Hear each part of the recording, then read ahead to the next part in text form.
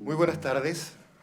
Sean todos ustedes bienvenidos a la presentación del libro La caja de Pandora hacia un nuevo mapa de la educación superior.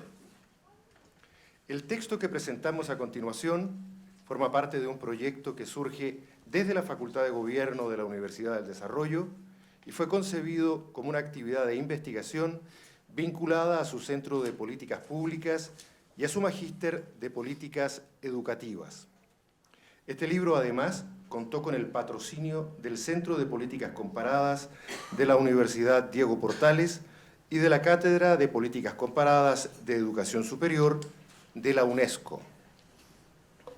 Saludamos a los autores de La caja de Pandora hacia un nuevo mapa de la educación superior, Mauro Salazar, editor general, y Mauricio Bravo, compilador. También saludamos muy especialmente a los profesores Harald Bayer, José Joaquín Brunner, Luis Riveros y Pedro Pablo Rosso. También saludamos a los rectores Ricardo Paredes, de DuoQC, y Federico Valdés, de la Universidad del Desarrollo. A todos ustedes, muchas gracias por su activa participación y apoyo en este proyecto que será un aporte sustantivo al debate sobre el futuro de la educación superior en Chile. En esta oportunidad agradecemos muy especialmente a don Federico Valdés, rector de la Universidad del Desarrollo, y a don Eugenio Guzmán Astete, decano de la Facultad de Gobierno, por colaborar abriendo un espacio académico para la difusión de investigaciones educativas elaboradas por docentes y académicos de esta casa de estudios. Consideramos que este tipo de espacios son muy relevantes para el desarrollo académico de quienes formamos parte de esta universidad. La caja de Pandora hacia un nuevo mapa de la educación superior tiene el propósito fundamental de ser un canal de comunicación entre actores políticos, académicos y rectores para el debate en el contexto de una gran reforma. Esta obra reúne diversos puntos de vista sobre el futuro de la educación superior chilena. Las entrevistas o diálogos sostenidos entre agosto y diciembre de 2015 pasan por el análisis del sistema de educación superior, su marco normativo vigente, sus fortalezas y debilidades, su diseño, incentivos y resultados. Se proyecta el futuro de la educación terciaria desde el actual debate político-social, considerando las bases que han dado sustentabilidad y proyección a todo el sistema. En representación de los autores de esta obra, invitamos al señor Mauricio Bravo, investigador del Centro de Políticas Públicas de la Facultad de Gobierno, a profundizar sobre los propósitos de esta obra y su relevancia para el debate sobre el futuro de la educación superior chilena. Bueno, antes de partir con este discurso, agradecer a todas las personas que estuvieron involucradas en este proyecto, Mauro Salazar como editor general del libro, como decía el locutor, ¿cierto?, a nuestro rector, don Federico Valdés, a Eugenio Guzmán, decano de la Facultad de Gobierno, a todos los entrevistados que participaron del libro.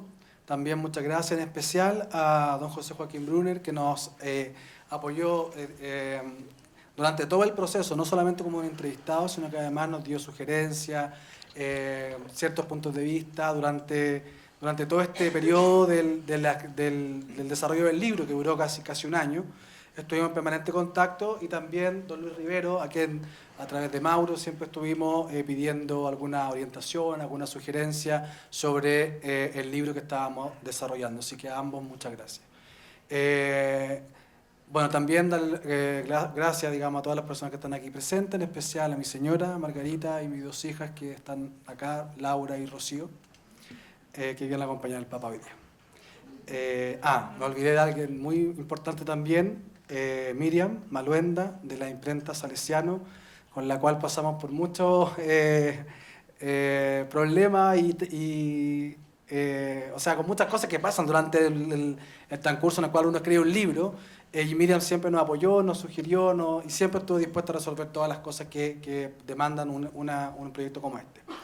Bueno, la Caja de Pandora hace un nuevo mapa de la educación superior. Mira, en la mitología griega, la Caja de Pandora era un recipiente que contenía todos los males que aquejaban la humanidad. La historia relataba la venganza de Zeus sobre Prometeo por haber dado el fuego a los humanos. Entonces Zeus presentó al hermano Prometeo a una mujer llamada Pandora. El hermano de Prometeo se casa con Pandora y Pandora en su boda recibe una caja muy misteriosa, con la única instrucción de que no debía abrirla bajo ninguna circunstancia. No obstante, Pandora, muy curiosa, decide abrirla. Al abrirla escapan todos los males del mundo. Cuando logró cerrarla, solo quedaba en el fondo el don de la esperanza.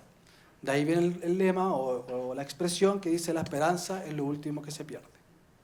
Esta obra realiza entonces un agudo análisis sobre nuestro actual sistema de educación superior y desarrolla una analogía de la Caja de Pandora que abrió el actual gobierno, generando enorme expectativa y liberando gran incertidumbre sobre el sistema de educación terciaria. Sin embargo, el texto presenta un debate de ideas, visiones y proyecciones que se hacen cargo de la bondad del actual sistema, de sus oportunidades de mejora, obviamente, y proyecta, de alguna manera, un modelo ideal, un modelo que uno esperaría.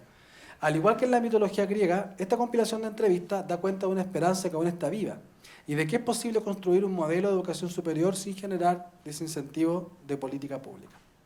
Así, el propósito de esta iniciativa se plasmó en un libro de entrevistas que agrupó a actores políticos, rectores de universidades estatales y privadas, un rector de instituto profesional y 7 académicos de distintas disciplinas. Inicialmente pretendíamos trazar un bosquejo general que se limitara a captar procesos en curso y tendencias sobre una reforma que debía ser interrogada en todas sus dimensiones. La nueva mayoría había mostrado, el proyecto o el programa de la nueva mayoría había mostrado mucho zigzagueo, ¿cierto?, durante este año, durante el último año respecto de la educación superior. Primero se habló de un 70% de gratuidad, luego se habló de un 50%, aparecieron un sinnúmero de diminutas que decían distintas cosas que no sabíamos quién la había escrito. Todo eso generó, ¿cierto?, un clima de mucha incertidumbre. Por tanto, uno de los propósitos de nuestro proyecto, de nuestro libro con Mauro, era analizar esa reforma y ver qué proyecciones tenían, buscar cuáles eran las bondades que tenía el sistema actual, cuáles eran las cosas que había que mejorar, de qué manera podíamos mejorarlo, de qué manera creamos un sistema, ¿cierto?, que no generara finalmente desincentivo de política pública, como les decía al principio. Por tanto, el fortalecimiento de este proyecto requería ampliar el abanico de lectura y contralectura incorporando propuestas institucionales, políticas y académicas. Es así como tuvimos la estimulante acogida de un conjunto de rectores que abrazaban diversas sensibilidades. Entrevistamos y hablamos en diálogos extensos o intensos con Enio Vivaldi, rector de la Universidad de Chile, José Rodríguez, rector de la Universidad Andrés Bello, Federico Valdés, rector de la Universidad del Desarrollo, Ricardo Paredes, rector del DUOC UC, y José Bengoa, rector de la Universidad de Academia de Humanismo Cristiano. Guiados por el mismo espíritu, concordamos en la necesidad de incluir voces de actores políticos que conocían los intersticios de la agenda legislativa y sumaban diversos puntos de vista de la política pública. Es la problemática de la educación superior. Por ello incluimos entonces a Camila Vallejo, diputada del Partido Comunista, y Jaime Belolio, diputado de la Unión Demócrata Independiente, ambos miembros de la Comisión de Educación de la Cámara de Diputados. Como antes mencionamos, en el caso de los académicos o de los expertos, la idea inicial y posteriormente reforzada fue tratar de sistematizar las tendencias y perspectivas que implicaba una reforma educacional en un régimen de provisión mixta de la educación superior chilena. Si bien esto último puede sonar como una premisa de base, como el guión que marcaba la pauta de las preguntas y contrapreguntas de nuestros diálogos, cabe precisar que las entrevistas abundaron en las más diversas materias sin una vertebración dogmática. Ello muchas veces nos permitió debatir premisas y recoger preguntas obviando la pauta de base y ahondar en contrapuntos sobre materias sociológicas, estadísticas, históricas, culturales y adicionar dimensiones regionales con todo el arsenal de conceptos e indicadores que una empresa así significa. La necesidad de una visión más regional nos obligaba a establecer determinados emplazamientos sobre el caso argentino de oferta estatal o el modelo brasileño de provisión mixta para poder ampliar la base de nuestras afirmaciones. Sin duda, los diálogos con Fernando At, Andrés Bernasconi, Harald Beyer, José Joaquín Brunner, Juan Eduardo García Huidobro, Luis Rivero, Pedro Pablo Rosso y Claudio Sangüesa fueron abarcando todos y cada uno de estos temas. Lejos de cualquier defensa corporativa, las conversaciones contaron con toda libertad de cátedra, en todas las materias sensibles de la reforma. Nuestra premisa fue acá, todas las verdades se tocan. Ello nos inducía a descifrar explicaciones más estructurales sobre una materia absolutamente debatida en la actual recomposición del mapa universitario. Esto muchas veces nos hizo volver a interrogantes desde una perspectiva sobre el régimen de lo público, en el siglo XIX y su consolidación en el siglo XX. Esta empresa no era una cuestión fácil si consideramos que algunos expertos discurrían entre la necesidad de fortalecer el régimen de lo público estatal y otros afirmaban que era solo una inflación discursiva. Lejos de las referencias retóricas de las universidades de Humboldt o Bolonia, nos faltaron los expertos que a la luz de las transformaciones tecnológicas y su incidencia en los procesos de recepción y circulación del saber, sostenían con vehemencia que el mentado programa público padece un desfase empírico y cultural. Los adjetivos para caracterizar el modelo chileno no siempre concordaron. Algunos decían que era de previsión mixta, semipúblico, estatal. En este sentido, nos interesaba mucho indagar sobre la masificación de la educación que ocurrió en los años 70, 60-70. Y cómo los entrevistados creían que se hubiese logrado sortear esta mayor demanda, ya sea por el lado estatal o por la incorporación de privados en el sistema de educación superior. Obviamente, como ustedes verán y podrán después leer en el libro, el disenso está presente durante todo el recorrido de cada una de las entrevistas. Como lectores podrán advertir que el proceso de masificación que se abrió en el año 80 o en la década de los 80 constituye otro momento sensible e ineludible del debate. Para algunos expertos, el caso chileno representaba un paradigma de una masificación segregadora. En cambio, para otro campo importante de especialistas fue la respuesta más satisfactoria dado el aluvión de cortes que reclamaban, especialmente desde 1990 en adelante, acceso al régimen de educación superior. Ello al precio de admitir que en materia de masificación, la cobertura en 1990 comprendía 200.000 jóvenes, que en la actualidad sobrepasa el 1.200.000. Si bien existen posiciones que valoran las innegables virtudes de la cobertura, sin obviar distorsiones puntuales y reivindican el acceso y la reivindicación del acceso de los grupos sociales históricamente excluidos en un régimen universitario tan prestigioso como selectivo. Lo anterior dejaba al descubierto otra gran pregunta. ¿El sistema universitario previo a 1970 ofrecía una mayor inclusión social en comparación con el actual régimen universitario? Esa fue una respuesta que necesariamente debíamos escrutar a la luz de la evidencia disponible. A ello se sumaban análisis sobre los procesos de aseguramiento de la calidad, que en el caso chileno dan cuenta de la consolidación de una serie de universidades privadas, que sin gozar del linaje de la tradición han logrado desarrollar un proceso significativo de consolidación institucional. De allí derivó otro debate, que esta vez guardaba relación con una concepción cuyo énfasis se orientaba hacia una dimensión más técnica, sobre la calidad, a diferencia de una visión más ilustrada o moderna que no hace concesiones en términos de desvincular la calidad con los procesos de investigación, extensión o formación. Acá hubo una interesante discusión sobre universidades docentes, universidades emergentes, universidades académicas. Algunos autores afirmaron que no, las universidades docentes no debieran llamarse universidad, por ejemplo.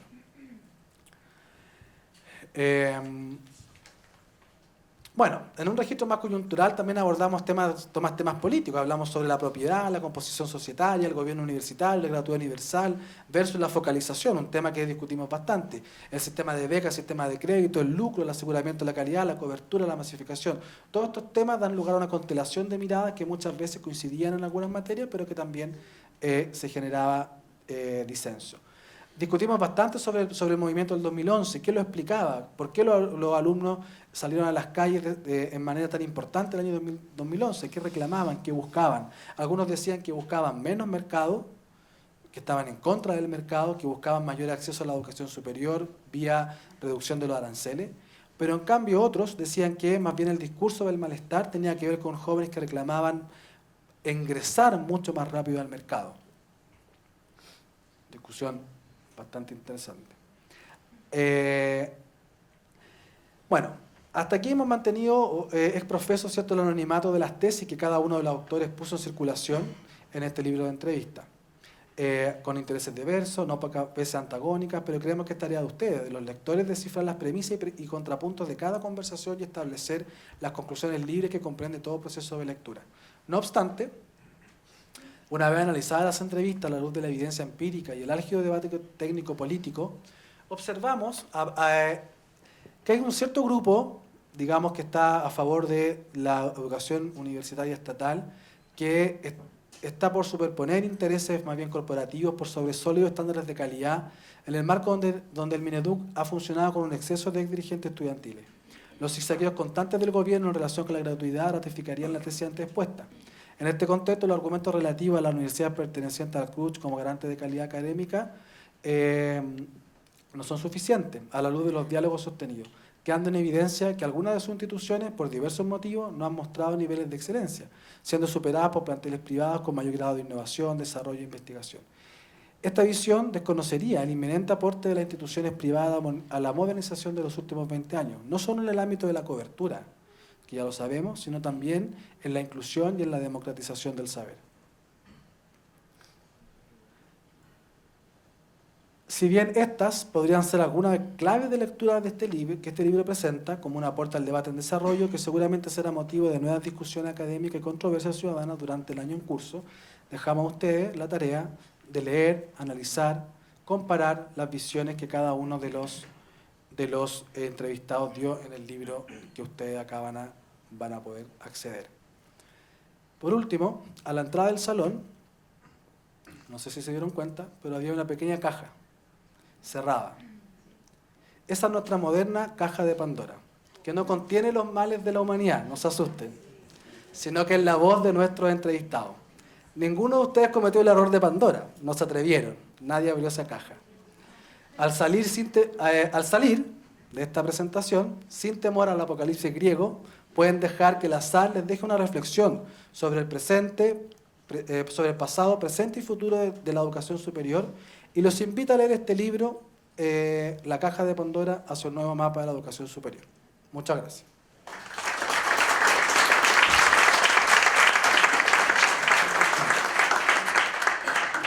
Muchas gracias, Mauricio, por tus palabras. Invitamos al señor Luis Riveros, ex rector de la Universidad de Chile, a comentar la publicación. Muy bien, muchas gracias. Y por cierto, que lo primero que debo decir es que para mí fue un agrado participar en este panel de autores entrevistados para recoger sus puntos de vista sobre una materia que es tan importante y, en mi opinión, tan descuidada en nuestro país. Lo segundo es que me parece un libro estrictamente universitario, académico, porque recurre a las ideas libremente expresadas por distintos personajes y las pone ahí sobre la mesa de una manera ordenada, que me parece a mí es un debate que, sin embargo, yo echo de menos hoy día en educación. Un debate de este tipo, ¿no es cierto?, que ponga distintos puntos de vista y no seleccione los puntos de vista de acuerdo a las personas o de acuerdo a las orientaciones de quienes van a opinar. Me parece que abre aquí una cantidad de ideas, de propuestas, y uno encuentra también una gran cantidad de acuerdos de actores que impensadamente, diría uno, ¿no es cierto?, tienen puntos de vista que finalmente, sin saber lo que ha dicho otro, digamos, tienden a concordar, lo que muestra que siempre es posible encontrar buenas soluciones para problemas complejos. Y compartirlo además con destacados académicos y amigos como Pedro Pablo Rosso y como Ricardo Paredes, por ejemplo, digamos, para mí también es un motivo de mucho orgullo porque aparecemos juntos en una publicación en que ponemos nuestras ideas sobre la mesa, especialmente con Pedro Pablo Rosso, con quien compartimos varios años de nuestros rectorados, un significativo número de años, y que hicimos verdad aquello de que la Chile y la Católica Unida jamás serán vencidas. Ahora, este es un libro, digamos, que versa con discusiones, y esas discusiones tienen distintos puntos de vista. Yo creo que hay 7 cuestiones en las cuales hubo controversia. Controversia que necesita, por cierto, ubicar un poco más las interpretaciones adecuadas y aquellas cosas que sean necesarias para mejorar lo que estamos haciendo en educación superior. Una primera controversia que es muy importante es si el aumento de cobertura que necesitaba la educación superior chilena a partir del año 1973, vamos a decir, era necesariamente algo que requería más mercantilización o habría sido posible enfrentarla con un mayor crecimiento y desarrollo de las universidades tradicionales, las 8 subuniversidades de la época. Y ahí hay distintos puntos de vista. Hay quienes están más influidos por esta idea de que el mercado ha dañado y hay otros que están más influidos por la idea de que el mercado ha provisto oportunidades de desarrollo y oportunidades de competencia que no existían antes y que por lo tanto ha mejorado, ¿no es cierto?, las instancias de desarrollo de la universidad. Yo no sé si una cosa o la otra es cierta, creo que hay parte de verdad en ambas afirmaciones. Yo creo que el modelo chileno, que venía de la década del 60, necesitaba, por cierto, ser complementado por un modelo con más oportunidades de mercado, con más competencia, con más información, con más transversalidad, pero que sin embargo eso requería una regulación mucho mejor de la que tuvimos, que en realidad casi no tuvimos en la década del 80, yo creo que eso hay que reconocerlo, porque claro, nos dimos cuenta de la tremenda liberalidad con que se le daba autonomía a las universidades y de la tremenda falta de reglas del juego para que universidades serias y competentes efectivamente pudieran distinguirse de aquellas otras que eran simplemente modelos de negocio o modelos de oportunidades comerciales. Creo que eso le hizo muy mal y creo que si hubiésemos normado un poquito mejor, con mejores reglas del juego, esto de la mercantilización, ¿no es cierto?, que hoy día es vista en forma tan despectiva, no habría sido tal, sino que habría habido efectivamente una complementación de mercado y tradición o Estado, como queramos ponerlo, ¿no es cierto?, con las viejas universidades chilenas, no tan viejas en realidad, pero universidades que tenían ya una trayectoria importante, digamos, especialmente la Chile y la Católica, y que también requerían mejores condiciones para poder enfrentar ese nuevo escenario, condiciones que no tuvieron, especialmente en materia de financiamiento de la investigación, del mejoramiento académico, del perfeccionamiento. O sea, hubo muchas cosas que se podrían haber hecho, pero que no se hicieron. Claro, porque había un ambiente político, en primer lugar, un poquito incomprensivo, vamos a decir, ¿no es cierto?, con el desarrollo de este sistema de educación superior. Y en segundo lugar, porque también hemos de reconocer que en la época se impuso esta ideología, ¿no es cierto?, de que el mercado solucionaba todo y que la solución de mercado era lo mejor y que siempre más Estado era peor.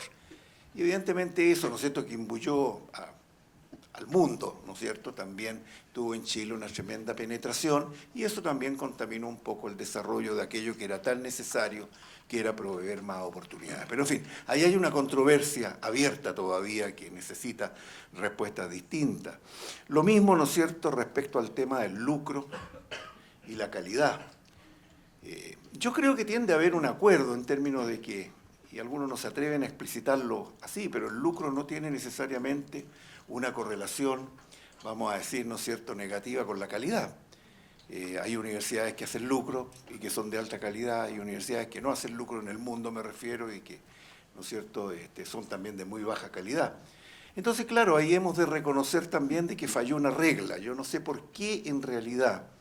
Yo escribí un libro sobre estos temas, digamos, que se llama La mandrágora contemporánea, que tiene mucho que ver con esto de la caja de Pandora, porque la mandrágora era esta hierbita que se utilizaba, digamos, para tranquilizar, pero el exceso de la hierbita mataba. Y yo sostengo que el mercado fue la mandrágora del sistema universitario. Fue un exceso de mercado, ¿no es cierto?, con todo respeto por mi amigo Cristal Larroulé, que a lo mejor no va a estar de acuerdo, pero creo, digamos, de que había reglas mejores que podían haber sido impuestas, ¿no es cierto?, y reguladas. Y entonces en esto del lucro, cuando se permitió el lucro en todo el sistema de educación, pero no en las universidades, que es una cosa, digamos, extraña, después no fuimos capaces tampoco de corregir eso, como lo hizo Lula. Lula hizo una regla muy clara: universidades que hacen lucro no tienen acceso a recursos públicos. Y las que hacen lucro, ¿no es cierto? Y no hay en este sentido nada peyorativo, negativo, ¿no es cierto?, como lo hemos hecho en Chile. Pero en mi opinión también no es cierto de que el lucro tenga una relación explícita con calidad. Hay universidades que probablemente lucran, ¿no es cierto?, pero que son de buena calidad, y otras que no lucran y que son muy malas universidades, ¿no? Entonces a mí me parece que el tema va por otra parte, pero eso es algo que también surgió en esta controversia entre los autores o entrevistados en esta época. Debo decir que una cosa que francamente a mí me sorprendió y en cierta manera me angustió es la calidad de los interrogadores, porque hacían preguntas incisivas, insistentes, ¿no es cierto?, lo arrinconaban a uno, ¿no? Y yo pensaba, bueno, si estos hubiesen estado a cargo de alguna de las interrogaciones en la década del 70 o la década del 80, a lo mejor los problemas podrían haber sido distintos. No quiero imputarle esta calidad, digamos, de agentes, pero obviamente que lo hicieron muy bien, ¿no es cierto?, en ese marco. También está el tema de la docencia, ¿no es cierto?, y si la docencia hace a una universidad o las universidades docentes deben ser consideradas como siempre ha dicho mi querido colega y amigo Pedro Pablo Rosso, college. Yo creo que deben ser college o universidades docentes, ¿no? Ahora sí hay una denominación, pero sí siento, digamos, de que a nuestro sistema le ha faltado un poco el establecer, yo diría, jerarquías, ¿no es cierto?, que sean explícitas.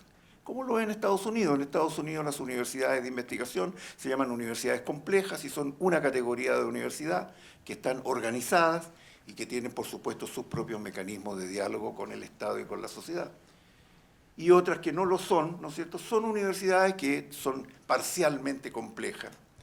Hay áreas que desarrollan investigación, hay parcial inclusión de investigación, ¿no es cierto?, en la formación de pregrado y de posgrado, pero son otra categoría de universidades, claro, y es cierto, están también los colleges, ¿no es cierto?, que son instituciones de formación superior, que en realidad, digamos, no tienen esa característica. Yo creo que eso amerita una discusión respecto al reordenamiento del sistema de la educación superior.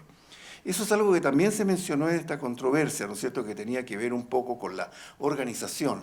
Esta diferencia entre institutos profesionales y centros de formación técnica a mí nunca me ha hecho mucha claridad respecto a qué es lo que es uno y qué es lo que es otro. Y cuando se mencionó hace como un año, cuando el Ministerio todavía sacaba filtrados, digamos, que tenían antecedentes más o menos razonables sobre las cosas que quería hacer, una de las ideas que me pareció bien oportuna era modelar, ¿no es cierto?, institutos politécnicos, que fueran, ¿no es cierto?, no sé, tendrán su organización interna, pero que fueran, no sé si un merging o algún tipo de asociación entre centros de formación técnica e institutos. A mí me da la impresión de que es una buena idea, ¿no es cierto?, y a lo mejor a lo largo de esa buena idea también muchas universidades preferirán ser institutos politécnicos en lugar de universidades, ¿no es cierto?, porque obviamente el desarrollo de un aparataje de investigación no es barato. También se mencionaron otros temas, ¿no es cierto?, el tema de la educación media y el rendimiento en la universidad, que es un tema bastante conocido, el tema del modelo chileno, ¿no es cierto?, y cuánto este modelo chileno replica o de alguna manera se relaciona con la experiencia internacional, también fue mencionado por varios actores. Y otro tema que a mí me parece tremendamente importante, que es el tema de los sistemas de selección y la equidad. Porque algunos de los entrevistados, ¿no es cierto?, sostuvieron de que estos sistemas de selección se basaban, ¿no es cierto?, en conocimiento y por lo tanto en calidad de la educación media y por lo tanto, ¿no es cierto?, eso llevaba a una cierta inequidad respecto, ¿no es cierto?, de los que ingresaban o no ingresaban a ciertas instituciones. Ahora, eso es culpar al sistema de educación superior de una falta que estamos cometiendo con la calidad de la educación media, me parece a mí. Y yo creo que en lugar de concentrarnos en esto, concentrémonos, digamos, en el centro del problema, no en las metástasis del problema, ¿no es cierto?, que es esto, digamos, de atacar calidad de la educación media, digamos, que creo que es una tarea bien pospuesta en nuestro país. Y eso, por cierto, es algo que nosotros estamos viviendo en las universidades. Con Pedro Pablo Rosso, con poco éxito, propusimos una vez una discusión respecto a la instauración de un bachillerato en la universidad como sistema de ingreso a la universidad, un poco en el modelo justamente de los Estados Unidos y de Inglaterra. No tuvo mucho éxito porque, claro, nuestra cultura no está preparada para eso, sino para el ingreso a profesiones o a carreras profesionales. Pero a mí me parece que cualquier cosa que sea, es necesario discutirla y me parece, debo decirlo de paso, que la peor solución es poner los sistemas de selección y admisión en manos del Ministerio de Educación. Es una cosa, digamos, que se intentó hacer anteriormente y que nosotros pensamos siempre, yo sigo pensando que es una manera de invadir la autonomía universitaria y, por cierto, los requerimientos que las propias universidades tienen en materia de selección y admisión. Ahora que tienen que haber nuevos y adicionales mecanismos de selección y admisión, que hay que mejorar los sistemas vigentes, pero, por cierto, a mí me parece que eso es algo también que es una materia de discusión. Creo que uno, cuando examina todas estas discusiones y estas problemáticas, identifica varios problemas que es necesario abordar y que no hemos abordado. Yo destaco, en 25 años no hemos abordado estos problemas, a partir del año 90, y siempre se nos dijo, no, es que los primeros años del gobierno de la concertación van a atacar el problema de la educación básica, y luego vienen los de la educación media y entonces los de la educación superior. Eso nunca me convenció mucho, pero en realidad no pasó ninguna de esas cosas, ¿no? Porque creo que en el caso de la educación superior ameritaba, con más tiempo, meterse en estos problemas antes de que nos explotaran en la cara, como empezaron a explotar justamente el año 2011. Desde luego aquí están los temas de organización del sistema de educación superior, especialmente en cuestiones como consejo de rectores o no consejo de rectores. También dimos una pelea para crear una asociación de universidades acreditadas del Consejo de Rectores y no del Consejo de Rectores porque era conveniente tener un organismo de reflexión y de diálogo, ¿no es cierto?, para el gobierno que no se restringiera solamente a las universidades tradicionales, pero ahí hay un tema que está pendiente, que no se ha abordado y que creo que ahora se aborda indirectamente en este proyecto de ley porque en realidad ahí desaparece el Consejo de Rectores como un actor real, ¿no? Pero no hay un actor de reemplazo, entonces ¿con quién dialoga la autoridad? Con una selección de personas a las cuales uno invita a tomar desayuno, que probablemente es lo que hacía mi amigo Harald Beyer con los rectores de las universidades, porque no hay una institucionalidad, ¿no es cierto?, para establecer un diálogo, excepto el Consejo de Rectores. Luego están los temas de financiamiento, por cierto, los financiamientos institucionales, que es un tema central y muy importante, las reglas, no solo los montos, y el tema del financiamiento estudiantil, que es un tema tremendamente complejo, yo creo que se ha abordado con muchas deficiencias y se va a seguir abordando de esa manera, me da la impresión. Están los temas de acreditación, sobre los cuales hay reglas nuevas que ahora se sugieren, que he visto muchas críticas sobre ellas, especialmente sobre esta teoría de la acreditación integrada, que combina la acreditación institucional con una carrera o dos carreras que se seleccionan y que evidentemente, ¿no es cierto?, pone muchos signos de interrogación respecto a qué es lo que va a resultar de eso. Según muchos expertos, eso no va a resultar. Están los temas naturalmente de la regulación y la creación de una superintendencia. Siempre discutimos este tema, siempre insistimos en que una verdadera superintendencia tiene que estar fuera del Ministerio de Educación, porque no puede estar dependiendo de la autoridad política y de los ciclos políticos. Bueno, pero aquí tenemos un proyecto en que la superintendencia depende justamente del Ministerio de Educación y por lo tanto inmediatamente se le quita potestad reguladora y supervisora. Y desde luego están los temas de selección y de admisión de estudiantes, que es un tema, como he dicho, tremendamente destacado. O sea, todas estas cosas están y están pendientes, muchas de ellas se avanzó, trabajamos mucho en el proyecto de acreditación, a pesar de que del Congreso Nacional salió una cosa muy distinta del proyecto que habíamos discutido originalmente. Yo creo que se echó a perder en varias medidas, pero en fin, yo creo que fueron pasos importantes, ¿no es cierto? Hoy día se desprecia, ¿no?, lo del crédito con aval del Estado, pero en ese minuto era la salida naturalmente para terminar con estas protestas continuas que teníamos sobre el Fondo de Crédito Solidario, pero hay que mejorar ese sistema naturalmente. O sea, hay muchas cosas que hacer. Lo único, y debo decirlo, que a mí no se me ocurriría hacer es poner todas estas cosas dentro de un proyecto de ley. Porque todas estas cosas merecen 5 o 6 proyectos de ley, que no sé si se discutirán escalonadamente o se discutirán en paralelo, ya ese es un tema de estrategia probablemente, pero poner todas estas cosas en un mismo canasto me da la impresión, ¿no es cierto?, de que ya no es una caja, sino que un canasto de Pandora, porque la discusión de eso no va a terminar nunca, va a ser una discusión complicada, una discusión que requiere mucha información. Tengo la certeza de que eso no va a ocurrir como en esta sala podríamos todos imaginarnos, ¿no es cierto?, para ir mejorando un proyecto que tiene tanto detalle, tantas áreas que abordar. Yo creo, sin embargo, digamos, y quizás ese ha sido uno de los problemas principales que hemos tenido hasta ahora, que este libro da un buen ejemplo. Yo creo que el diálogo produce buenos resultados, produce buenas ideas, puede producir buenas conclusiones, y yo lamento mucho, digamos, de que el Ministerio de Educación, para elaborar este proyecto que ha presentado, no haya tenido diálogo con nadie. Y como dijo el rector de la Universidad de Concepción, tiene el mérito de haberlos dejado descontentos a todos. Esos son mis comentarios y agradezco nuevamente la oportunidad de participar aquí, naturalmente de participar en el libro que estamos presentando. Muchas gracias.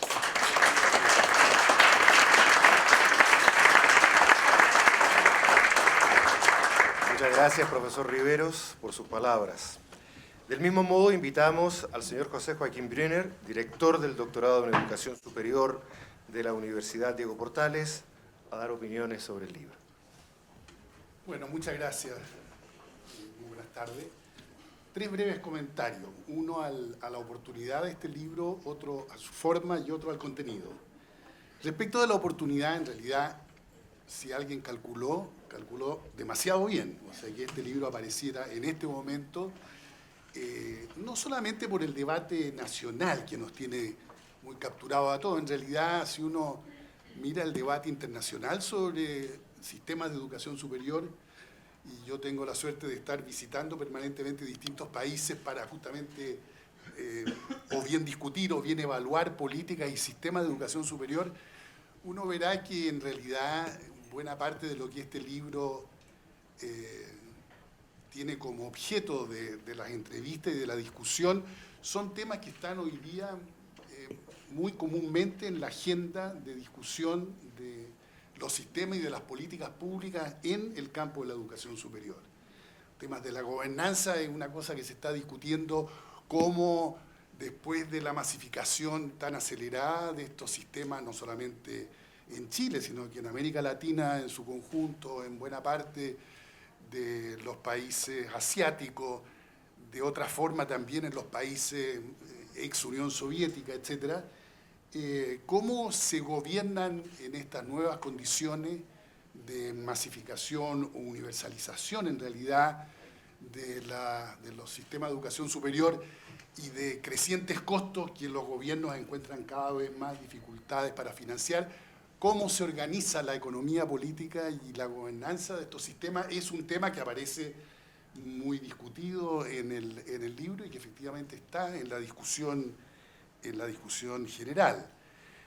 Los temas de diferenciación y la diversidad que estos sistemas tienen, esto que ya no sabemos bien cómo definir la universidad, que hemos estado acostumbrados a definirla por ideas, la idea humboldtiana o la idea napoleónica o la idea de las land-grant universities americanas. En realidad, en estos nuevos sistemas donde hay, no sé, en el mundo hoy día es difícil saber, pero alguna vez en un estudio yo traté de juntar, a partir de la poca información existente, porque hay para universidades, uno puede decir, en la Asociación Internacional de Universidades hay 20.000 universidades inscritas. Obviamente no están todas las universidades, son las que se han dado el trabajo de inscribirse y pagan una cuota, es decir, debe haber más que eso. Solamente en América Latina hay 3.500 universidades. Pero yo traté de hacer un ejercicio más general e incluir a las instituciones no universitarias de educación superior, sea como sea que se llamen en cada país, y no era difícil, digamos, después de un ejercicio, claro, no lo hice para todos los países, pero sí para todos los países con un cierto tamaño, digamos, llegaba alrededor de 70.000, 80.000, logré contar. Otra vez, solamente en América Latina hay 6.000 o 7.000 instituciones no universitarias de educación superior. Entonces, efectivamente, en todos los países tenemos una discusión, salvo sistemas muy homogéneos, que todavía son algunos de los de Europa Occidental, cómo definir a las distintas instituciones, qué es lo que es una universidad. Bueno, toda esta discusión que estaba haciendo el ex rector ahí de universidades docentes o universidades con investigación, con cuánta investigación vamos a aceptar que se van a llamar universidades, qué tipo de investigación publicada, en qué tipo de registrada, en qué tipo de revistas indexadas en el mundo, por cuál de todos los indexadores, en fin. Hay efectivamente una discusión muy intensa. ya no hay prácticamente, no sé, salvo los ingleses que hicieron hace algunos años esta transformación de su sistema binario o dual, lo transformaron solamente en universitario. Por decreto un día dijeron, todas las instituciones serán desde mañana, se designarán como universidades. En general los países tienen esta complejidad de sistemas duales por lo menos, pero si uno los mira en detalle, en realidad son muchas las categorías de distintas categorías de instituciones. En Colombia, donde me tocó hacer un ejercicio de esto de evaluación del sistema para la OECD, hace un par de meses, bueno, había por lo menos 6 categorías dentro de su sistema de educación superior, ¿no? La ley hablaba de 3, pero en realidad, si uno miraba las designaciones y todo, había 6 categorías que uno podía clasificar, etc. Entonces, estos temas que están presentes en nuestra discusión, ¿para qué decir el del financiamiento? El del financiamiento es un tema que se está discutiendo con la misma intensidad que hacemos acá, en otras partes, hoy día también en la elección de Estados Unidos, si ustedes ven uno de los temas, digamos, que se supone, ahora que ya están los 2 candidatos designados, va a tener una presencia importante en la agenda, es el del financiamiento de la educación superior en los Estados Unidos. De modo tal que a mí me parece que más allá del involucramiento que sentimos todos con el debate local, este es un libro que resuena muy bien con debates internacionales. Respecto de la forma, ya se dijo acá, este tiene una forma muy interesante que es la de entrevista realmente académica y hecha por entrevistadores que hay que felicitar a los organizadores en general del libro, a Mauro y Mauricio, pero las entrevistas son entrevistas, no la típica entrevista de prensa que después se junta y se pone en un libro, son entrevistas ad hoc para un libro y por lo tanto que tienen un género muy específico, son hechas desde la literatura, del campo de estudios de la educación superior, a partir de experiencia y del debate político-intelectual chileno, y exigentes para los que aparecemos allí entrevistados. Uno podrá decir muchas cosas, lo que no cabe duda es que efectivamente eran entrevistas muy exigentes y que si bien no había una polémica directa entre los autores, porque no estábamos todos sentados en una sala, efectivamente hay tomas de posición, hay argumentos cruzados que se están transmitiendo a través de los entrevistadores para ir generando, digamos, un acervo que no es 20 voces cada una separadamente hablando por su cuenta, sino que tienen una cierta hilación en torno a determinados temas, de modo tal que muy bienvenido el libro, ojalá que sea el inicio de una línea. Yo creo que en general tenemos poca producción sobre temas de la educación superior en Chile, curiosamente, ¿no? Uno diría, a pesar de que esta es la institución que se supone por excelencia y por naturaleza la que investiga, la investigación sobre educación superior, dicha, digamos, como campo que hoy día está constituido internacionalmente, me parece que en Chile está recién en sus primerísimos, dando sus primerísimos pasos, y por lo tanto el que exista un flujo de publicaciones, el que empiecen a aparecer no solamente artículos en revistas académicas, sino que también libros que pueden circular un poco más amplio y suscitar o acompañar el debate y la deliberación pública, me parece muy importante.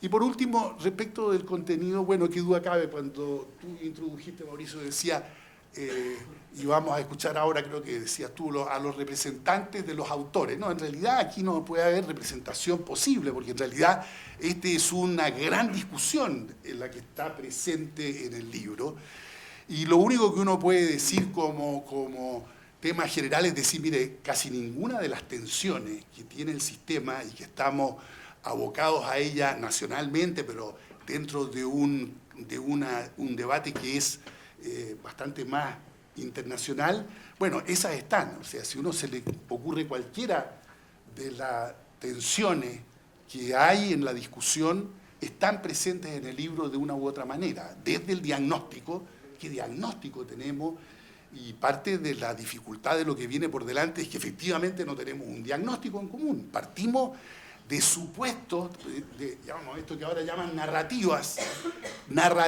diagnósticas completamente distintas, ¿no? En fin, y no es que algunos tengan una narrativa basada en evidencia y otros tengan una narrativa puramente ideológica. No, todos tienen datos y todos tienen ideología y todos combinan esto en un discurso interesante, pero que desde la base, digamos, desde qué es lo que hay y qué es lo que tenemos que hacer para corregir lo que hay, bueno, no tenemos acuerdo sobre lo que hay y mucho menos sobre cuáles son, digamos, las propuestas de actuación y de transformación del sistema. Entonces está el diagnóstico, está cuáles son los beneficios sociales e individuales que la educación superior produce, qué tipo de bien es la educación superior y qué tipo de bienes, entre comillas, produce la educación superior, toda esta discusión sobre el bien público, etcétera, que ha estado tan presente versus retornos privados a la educación superior. Bueno, ese tipo de temas, efectivamente, más de economía, llamemos así, de la educación superior, están muy presentes. Cómo organizamos el régimen de provisión, en qué tipo de continuidad histórica, cómo transitamos si es que queremos transitar a otro. Bueno, estamos viendo, a propósito del proyecto de ley al cual no deseo referirme hoy día, pero vemos, digamos, la importancia que se le da a la transición y parte de la discusión que hemos tenido, bueno, ¿qué pasa con esto a 30 años o a 25 años? ¿A cuánto tiempo se van a materializar ciertos tipos de las cuales la ley está hablando, como la gratuidad, etcétera? Entonces, temas de organización del régimen de provisión, como temas también del financiamiento de esa provisión, balance de provisión público-privada, ha de ser toda ella estatal, ha de ser una parte estatal. De repente uno escucha esas cosas mágicas y dice, no, pero por lo menos debiera ser 50-50%. Yo siempre me pregunto, ¿qué será? ¿Alcanzar un balance en el pregrado? En realidad a mí me parecería mucho más interesante que algunas universidades estatales y otras universidades públicas, privadas, digamos, de gestión privada, tuviesen, me da lo mismo si tienen 10.000, 15.000 o 20.000, pero que fueran, por ejemplo, muy potentes en sus doctorados, ¿no? Uno habría esperado eso desde hace mucho tiempo de las dos universidades líderes del país. Hoy día tienen algo más, pero en realidad parte del problema que hemos tenido de calidad de la educación tiene que ver con dificultad de reclutar docentes académicos en toda la generación de nuevas universidades. Ahora hay algo más por el hecho de que están empezando a retornar los becarios del programa relativamente grande que se armó en los últimos años. Pero uno habría esperado efectivamente que las universidades líderes del sistema, las más tradicionales, hubiesen tenido un papel mucho más preponderante. Ahora, uno podría equivocarse ahora si lo que pretende es que en realidad tengamos produciendo, digamos, el commodity profesional, abogados, ingenieros comerciales, periodistas, sociólogos, pero aumentados al 50% en un tipo de universidades. No me parece que eso... Pero que hay un problema de cómo uno organiza la distribución de oportunidades y la naturaleza de los proveedores, cuál ha de ser, y luego cada cual de ellos qué tipo de trato ha de tener, más allá de los tratos preferentes a los cuales todo el mundo parece estar aspirando. Hay que llegar a un momento en que uno pueda decir, mire, lo que vamos a tener es una política de esta naturaleza con este trato en general a los proveedores. Y tal vez lo que no se trata o queda más a la sombra, no es que no haya nada sobre esto en el libro, hay también, son los temas más internos, digamos, de gestión de las universidades. Pues sí, se habla del gobierno de las universidades y ese es gran tema también internacionalmente, y donde ocurren realmente, sobre todo en las universidades estatales, hoy día en Finlandia, en Dinamarca, en Noruega, en Japón, han ocurrido y están ocurriendo en Australia, en Estados Unidos, en las universidades estatales, transformaciones muy profundas, que son muy interesantes y que tal vez acá todavía no estamos en ese plano de discusión. Pero digo, los temas más, ya el rector Rivero decía algo respecto de los temas de docencia, digamos, ¿cuál es la la idea de que vamos a poder discutir pensando que la docencia, tal como está hoy día organizada, social y tecnológicamente en los próximos 20 o 30 años, a mí me parece que es un supuesto bastante precario. O sea, que en realidad lo que está empezando a ocurrir, si uno mira en el resto del mundo, es precisamente una transformación de los modos de transmisión o de enseñanza, así como hablan los especializados en esta materia de distintos modos de producción de conocimiento en el terreno de la investigación, y ya no es el disciplinario que se publica artículos en revistas indexadas, y sí, digamos, el único medio de investigación. Hay múltiples formas de la investigación. También, obviamente, en docencia empieza a haber múltiples formas. Y nosotros tenemos todavía la idea de discutir todos los temas como dando por supuesto que los vectores de investigación va a seguir siendo disciplinario, 100%, y le damos cada día más importancia y más incentivo a la publicación en revistas indexadas, y por otro lado la docencia seguirá siendo presencial en sala de clase. Estamos muy preocupados de la ratio de profesores con doctorado respecto de alumnos, todas cosas que uno dice, bueno, y los programas largos y todo lo que sabemos, los títulos, los grados organizados de una cierta manera, todo eso me parece que va a ser la materia principal de discusión una vez que salgamos de esta discusión de la institucionalidad, que es finalmente lo que estamos discutiendo, la institucionalidad del sistema. Pero la vitalidad del sistema está dada por estos otros aspectos, ¿no? Que es lo que ocurre en la formación de capacidades y en la producción de conocimiento, y yo creo que ahí vienen grandes transformaciones, y ese espero, Mauricio, Mauro, que sea el próximo libro.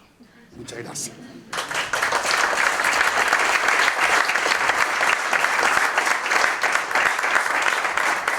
Muchas gracias, profesor Brunner, por sus palabras.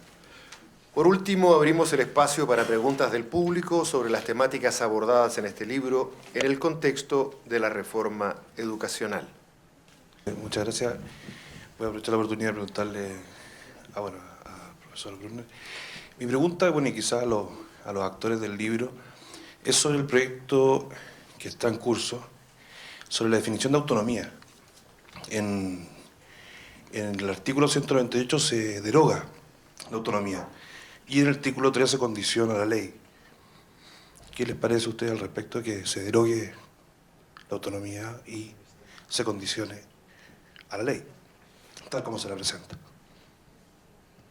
Bueno, tendrías tú que fundamentar un poco más. A mí no me parece que se derogue la autonomía. Además, no entiendo bien cómo se podría derogar propiamente la autonomía. Se le pueden poner trabas, puede haber una visión, yo creo, bastante panóptica del control pretendido sobre las instituciones. Si uno mira con cuidado el armado, digamos, desde las funciones particularmente de la subsecretaría, más la superintendencia, más la forma como está concebida el Consejo de la Calidad, que en realidad es un sistema de control más que un sistema de evaluación para el mejoramiento, más el panel de aranceles, más el marco nacional de cualificaciones, más los interventores que ya están en otra ley, uno termina teniendo una visión más la admisión, digamos, sistema de admisión en manos de la subsecretaría, uno termina teniendo la idea de que efectivamente hay una visión a mí me parece un poco pesada, digamos, de jaula de hierro, muy burocratizada, de control de las instituciones. Pero dentro de eso, efectivamente, habría que discutir qué aspectos de autonomía efectivamente quedan entrabados, violentados, cuáles disminuyen al punto que se transformen en disminuciones insoportables, pero es un análisis que tenemos que hacer y de repente la gente dice, mire, está tan claro de que la ley tal como está va a experimentar tanto cambio en el primer apronte, que será de aquí a 6 o 7 meses más, que todavía no estamos entrando, creo yo, en el detalle de la articulado propiamente tal.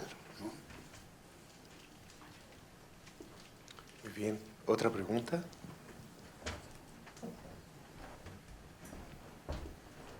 No más. Muy bien. Agradecemos entonces a cada uno de ustedes por participar de esta presentación. Estamos seguros que a través de este tipo de iniciativas de reflexión se puede contribuir al mejoramiento del sistema de educación superior. Los invitamos a un cóctel afuera del auditorio. Muchas gracias.